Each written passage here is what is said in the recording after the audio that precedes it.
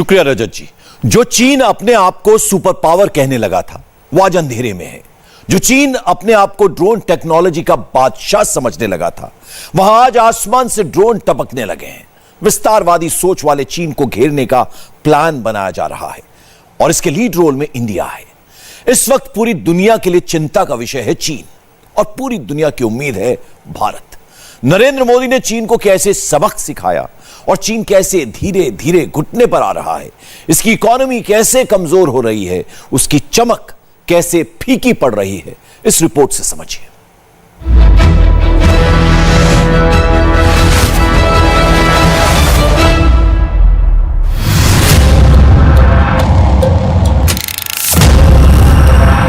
ये चीन में अंधकार युग की शुरुआत है। डेवलपमेंट की चमक दमक से दुनिया को चकाचौंध करने वाले चीन पर अंधेरा छा रहा है। खुद को पूरी दुनिया का कारखाना कहने वाले चीन के पास अपनी इकोनॉमी को चलाने के लिए पावर यानी बिजली नहीं है। चीन में बिजली का संकट इतना बड़ा है कि उसके कारखाने बंद किए जा रहे हैं। सामान की सप्लाई पर असर पड़ा है। चीन की विकास दर घटने की वार्निंग दी गई है। पावर कट के अंधेरे को मिटाने के लिए चीन में तानाशाही राज चलाने वाली कम्युनिस्ट पार्टी ने एक नया तमाशा रचा था। झेंगझोउ शहर में ड्रोन का लाइट शो आयोजित किया गया था। करीब 2000 ड्रोन उड़ाए गए ताकि स्याह आसमान को रोशन किया जा सके, मगर ड्रोन शो 2.5 मिनट में ही फुस हो गया। ड्रोन आसमान से टपकने लगे, भगदड़ मच गई।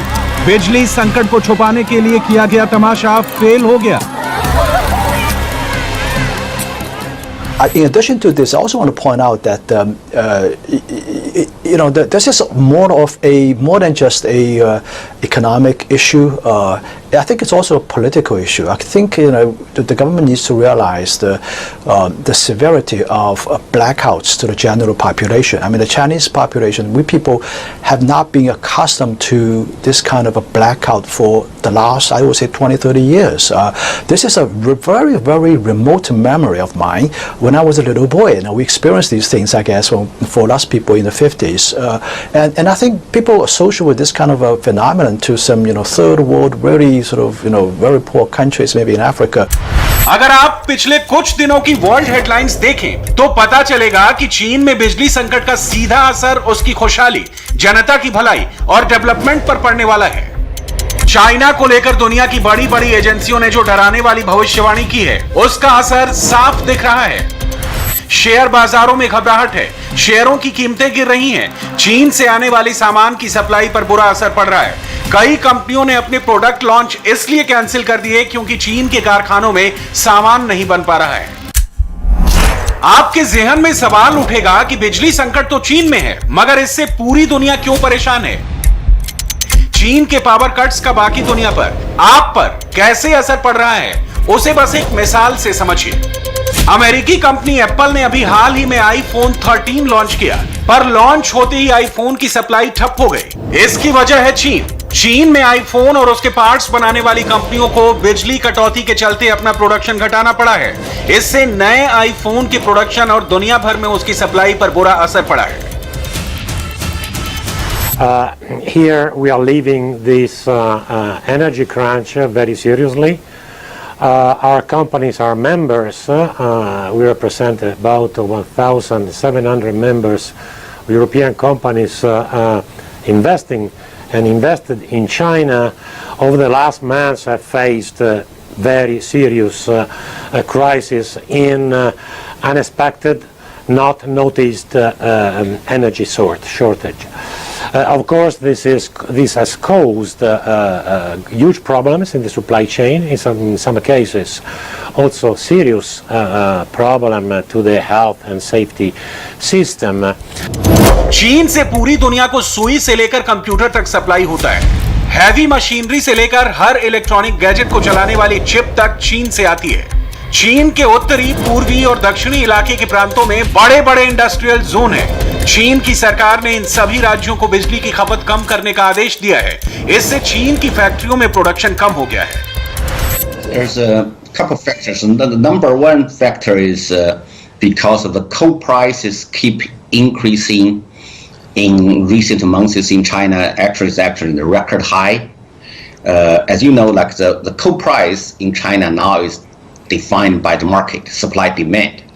But the electricity cost or price actually is regulated by the government.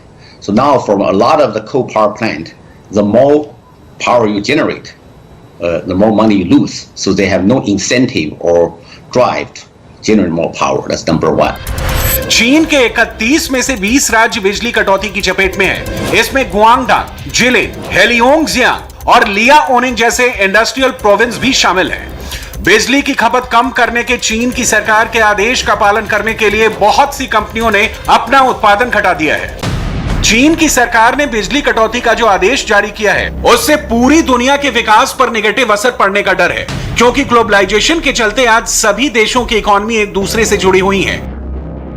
चीन को पूरी दुनिया का सप्लायर भी कहा जाता है, इसलिए वहां उठापटक का असर एशिया, अफ्रीका, अमेरिका और यूरोप तक पड़ रहा है। चीन में पावर क्राइसिस पूरी दुनिया के लिए चैलेंज क्यों है? वो इसलिए क्योंकि बिजली कटौती का डायरेक्ट इंपैक्ट स्टील उद्योग, एल्यूमिनियम इंडस्ट्री, सीमेंट उद्योग, उर्वरक उत्पादन, चिप मेकिंग, मोबाइल प्रोडक्शन, कपड़ा उद्योग, हैवी मशीनरी, घरेलू सामान बनाने वालों और इलेक्ट्रॉनिक्स उद्योग पर पड़ा है।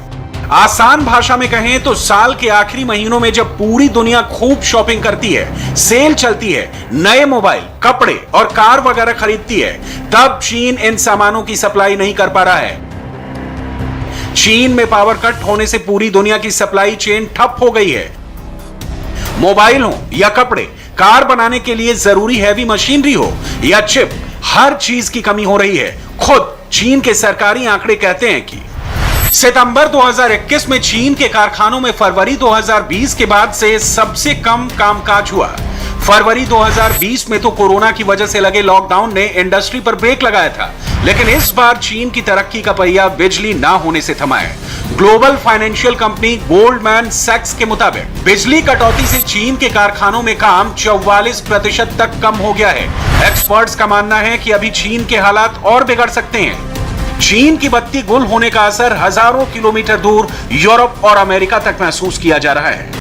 जाहिर है, अब तक दुनिया जिस चीन के भरोसे थी, उसके कदम लड़खड़ाने लगे हैं। जिस चीन को अब तक वर्ल्ड इकोनॉमी का ग्रोथ इंजन कहा जा रहा था, जिसके भरोसे विश्व की बड़ी बड़ी अर्थव्यवस्थाएं चल रही थी, उसकी अपनी सांसें उखड़ने लगी हैं। चीन से आई ये इकलौती बुरी खबर नहीं है। बीजिंग से back to back bad news आ रही है। चीन की आधी जीडीपी कर्ज में डूबी हुई है। चीन के रियलिटी सेक्टर की सबसे बड़ी कंपनी एवरग्रांड तबाह हो गई है। हजारों लोगों के घर का ख्वाब तो टूटा ही, इस कंपनी को कर्ज देने वाले चीन के कई बैंक भी मुश्किल में पड़ गए हैं, क्योंकि एवरग्रांड ने अपनी कुल हैसियत से भी 10 गुना ज्यादा कर्ज ले रखा था। चीन की अपनी कंपनियां कर्ज में डूब रही हैं, तो खुद चीन ने विकास का चमकदार मॉडल दिखाकर बहुत से देशों को ठग लिया है, उन्हें अपने कर्ज के जाल में फंसा लिया है। साफ है कि आज चीन एक साथ कई विकट समस्याओं से जूझ रहा है, फिर भी वहां के प्रधानमंत्री एक और झूठा वादा करने से बाज नहीं आ रहे। 本着相互尊重、平等相待的原则，与各国增进交流合作，携手应对全球性挑战，共促世界经济复苏和增长。 चीन के लिए सबसे बड़ी मुश्किल तो खुद राष्ट्रपति शी जिनपिंग की महत्वाकांक्षा बन गई है। वो मरते दम तक देश के राष्ट्रपति बनना चाहते हैं। खुद को चीन के पहले कम्युनिस्ट तानाशाह चेयरमैन माओ से भी बड़ा बनाना चाहते हैं। जिनपिंग इसके लिए चीन की कम्युनिस्ट पार्टी की दशकों पुरानी परंपराएं तोड़ रहे हैं। परंपरा के मुताबिक 2022 में जिनपिंग को राष्ट्रपति पद छोड़ देना था, लेकिन जिनपिंग ने पार्टी से प्रस्ताव पास करा लिया है कि वो जब तक चाहे प्रेसिडेंट बने रह सकते हैं। अब तक जिनपिंग की सबसे बड़ी ताकत देश की तरक्की रही थी, लेकिन जैसे जैसे चीन के विकास का पहिया थम रहा है, वैसे वैसे जनता की नाराजगी बढ़ती जा रही है। इन सब से निपटने के लिए जिनपिंग तानाशाहों के शॉर्ट नुस्खे आजमा रहे हैं। जिनपिंग ने देश के अरबपतियों को निशाना बनाना शुरू किया है, जिससे खुद को गरीबों का मसीहा साबित कर सके। वो चीन की बड़ी बड़ी कंपनियों का राष्ट्रीयकरण कर रहे हैं, जिससे खुद को सबसे बड़ा सोशलिस्ट बता सके। जिनपिंग ने पहले अलीबाबा और टेंशन जैसी कंपनियों को निशाने पर लिया, फिर उन्होंने ऑनलाइन एजुकेशन सेक्टर की कंपनियों का धंधा बस एक आदेश से बंद करा दिया। ऑनलाइन एजुकेशन वाली कंपनियों पर जिनपिंग के अटैक का मकसद यह है कि वो चाइनीज कपल्स को और बच्चे पैदा करने के लिए प्रोत्साहित कर सके। असल में चीन में कई दशक तक वन चाइल्ड पॉलिसी रही। जब देश में कामगारों की कमी का डर सताने लगा तो पहले चीन ने 2 बच्चे पैदा करने की इजाजत दी और इसी साल कपल्स को 3 बच्चे पैदा करने की छूट दी गई है। लेकिन चीन के कपल्स ज्यादा बच्चे पैदा करने को राजी नहीं है, क्योंकि वहां एक बच्चे की पढ़ाई में घर की कुल आमदनी का 11% तक खर्च हो जाता है। ऐसे में चाइनीज कपल्स सरकार से पूछते हैं कि बच्चे तो हम पैदा कर लें, उन्हें खिलाएगा कौन, बढ़ाएगा कौन, उन्हें पालने पोसने का खर्च कौन उठाएगा। यहीं चीन का विरोधाभास सामने आता है, क्योंकि तरक्की की चमक धमक के बीच आज भी एक बड़ा सच है कि चीन की आबादी के एक बड़े हिस्से तक ये डेवलपमेंट नहीं पहुंचा है। इसलिए इस तबके को खुश करने के लिए शी जिनपिंग खुद को गरीबों के मसीहा के तौर पर पेश कर रहे हैं, मनमाने फैसले कर रहे हैं, क्योंकि चीन में लोकतंत्र नहीं है। कम्युनिस्ट पार्टी का तानाशाही राज है। चुनाव नहीं होते, देश के बारे में हर फैसला पार्टी करती है, पार्टी के फैसले सरकार लागू करती है।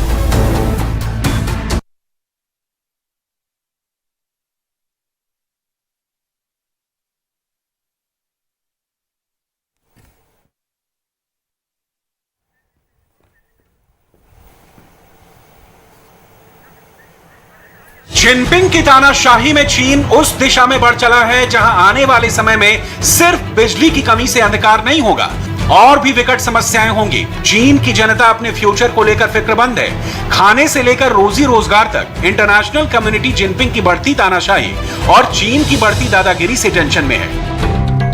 ऐसे समय में इंडिया ने खुद को दुनिया के सामने भरोसेमंद पार्टनर के रूप में प्रस्तुत किया है। फिर चाहे इकोनॉमी हो या मिलिट्री, महामारी के बाद भारत की अर्थव्यवस्था तेजी से पटरी पर लौट रही है।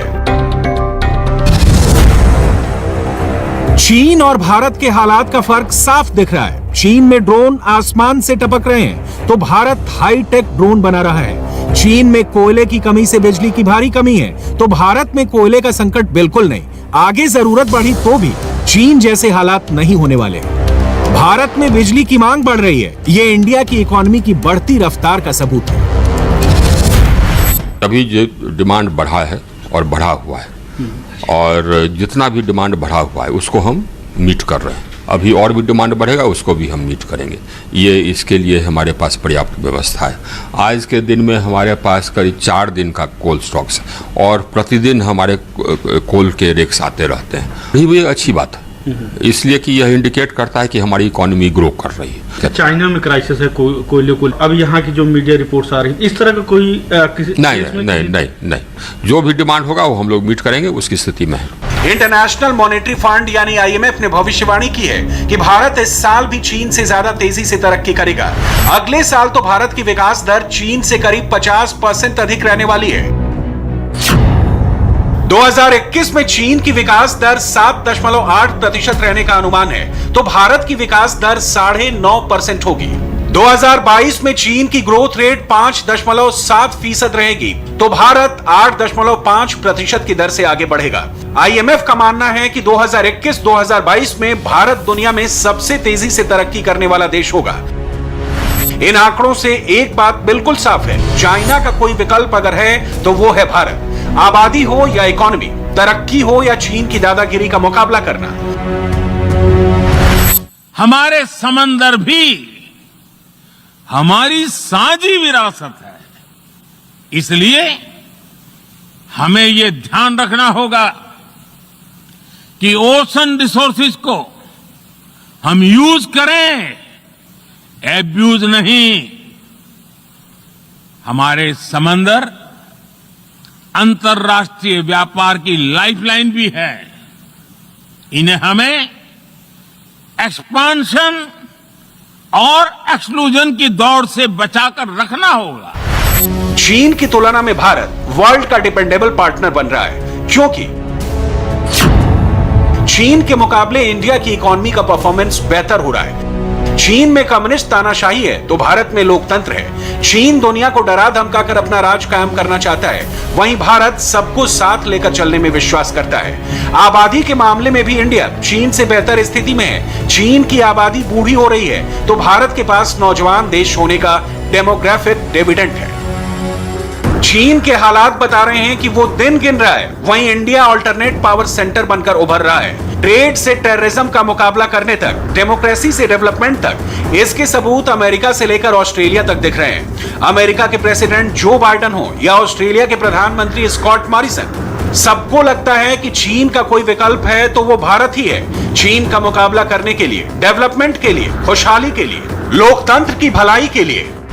The U.S.-India relationship can help us solve an awful lot of global challenges.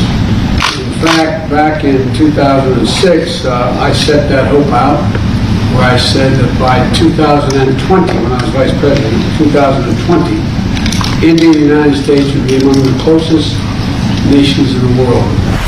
Bharat को चीन का विकल्प क्यों माना जा रहा है, उसे इन बातों से समझिए। चीन दुनिया को दर्द देता है तो भारत उस दर्द की दवा देता है।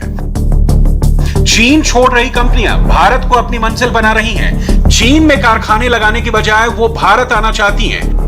अब तक चीन जो सामान बनाने में बादशाह था, उसे इंडिया में बनाने की कोशिश हो रही है, जिससे चीन के कारखाने ठप हों तो दुनिया की सप्लाई लाइन चोक ना हो।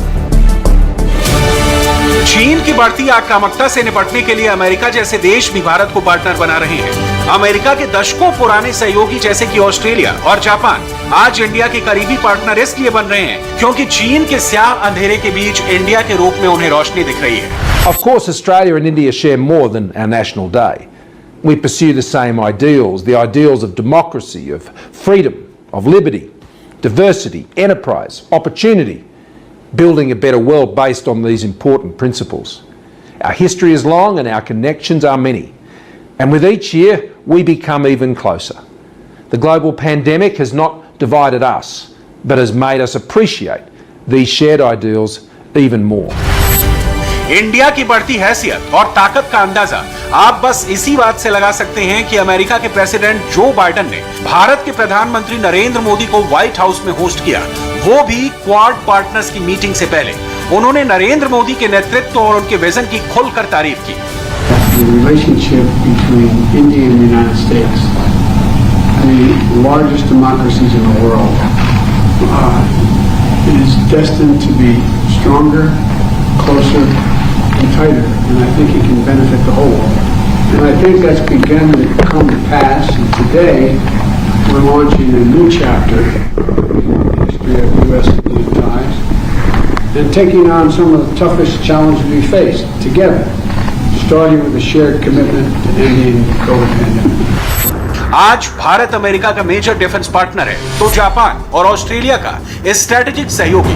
इन देशों के साथ इंडिया के रिश्तों की अहमियत ऐसे समझिए कि अमेरिका और चीन के बाद जापान दुनिया की तीसरी सबसे बड़ी इकोनॉमी है। वहीं ऑस्ट्रेलिया ने इंडो पैसिफिक में खुलकर चाइना के खिलाफ स्टैंड ले लिया है। इंडो पैसिफिक का विशाल क्षेत्र दुनिया के कारोबार का एक मेजर रूट है। इसका सेफ, सिक्योर और स्वतंत्र रहना बेहद जरूरी है। चीन साउथ चाइना सी जैसे बेहद अहम सी रूट पर अपना कंट्रोल स्थापित करने की कोशिश कर रहा है। चाइना के इस चैलेंज से निपटने के लिए सिर्फ अमेरिका, ऑस्ट्रेलिया और जापान ही नहीं, वियतनाम जैसे चीन के पड़ोसी देश भी भारत के साथ पार्टनरशिप कर रहे हैं। वियतनाम भारत की एक्ट ईस्ट पॉलिसी का महत्वपूर्ण स्तंभ है और हमारे इंडो पैसिफिक विजन का एक महत्वपूर्ण सहयोगी है।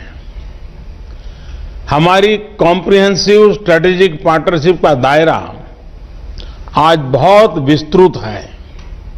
हमारे बीच आपसी संपर्क भी तेजी से बढ़ रहे हैं।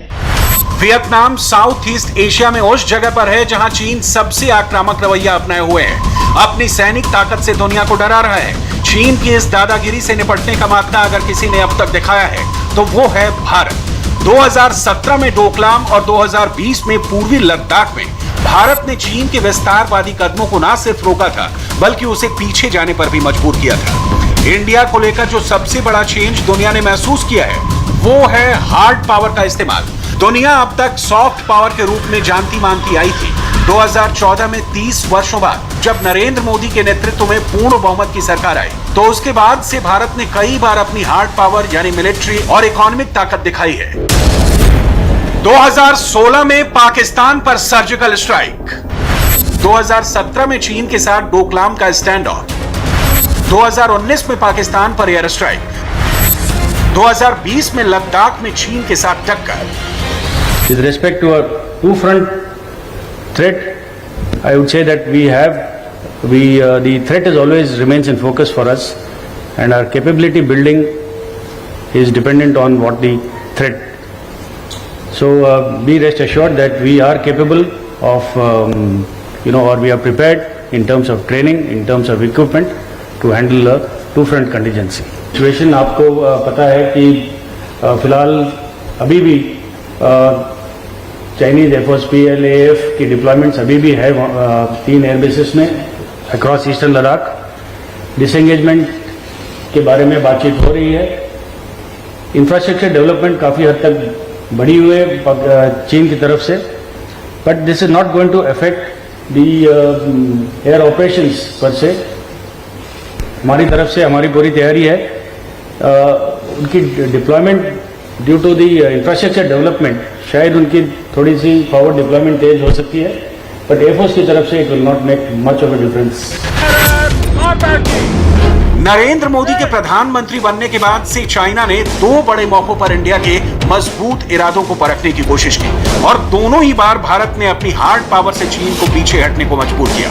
ये मैसेज सिर्फ चीन के लिए नहीं था, बाकी दुनिया ने भी इंडिया में आए इस बदलाव को नोटिस किया।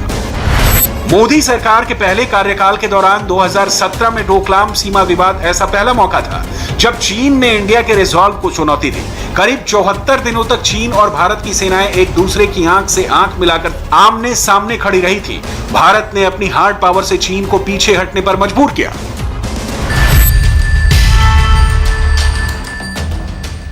इंडिया टीवी हर वक्त हर जगह डाउनलोड करने के लिए सर्च करें India TV news Google play store या ऐप स्टोर पर।